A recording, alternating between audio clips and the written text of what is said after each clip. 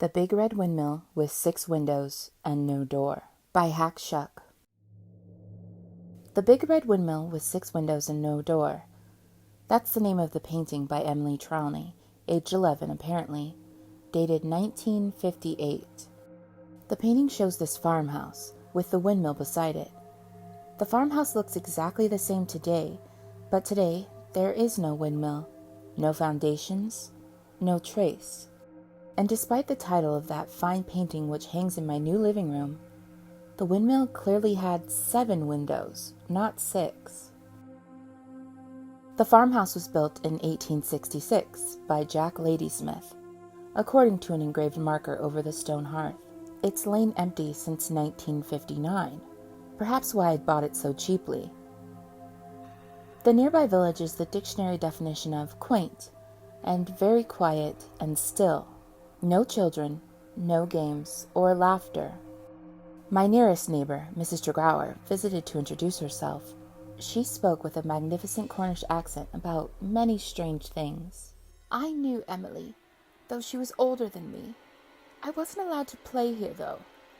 Everyone was afraid of old Ladysmith, you see, even though he was long gone by then.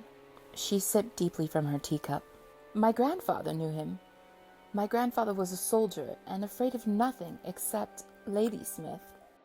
Children disappeared from the village. Ladysmith was said to have tricked the fairies and stolen some of their magic. Fairies? I stifled a smile, but Mrs. Tregower seemed deadly serious, if a little embarrassed.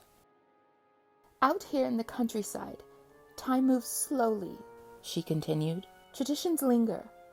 My grandfather swore he'd seen fairies. Only children can see them, usually. Perhaps you need to believe. Fairies aren't meant to be feared, but respected.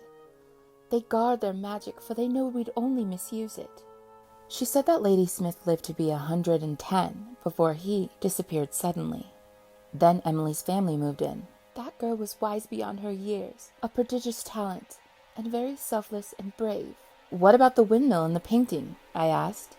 When did it stand? It took an age for Mrs. Tregower to answer. There was no windmill, never, though sometimes on blustery days you might hear sails turn. I saw it once, March the 7th, 1959, the same day Emily disappeared. I was jumping in puddles on the farm, and suddenly the windmill was standing there, and suddenly there was a door, slowly opening. But Emily arrived screaming behind me, and grabbed my arm and dragged me away. And I looked again, and the windmill was gone.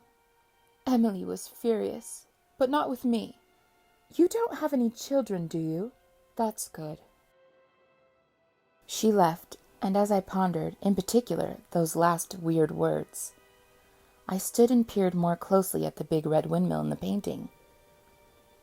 Peering into those 7 small round windows, like a ship's portholes, I realized that each showed a tiny face, wailing in terror. As the wind picked up outside, I heard no windmill sails creak, but the high-pitched howl that swept around the cold farmhouse sounded almost like children crying.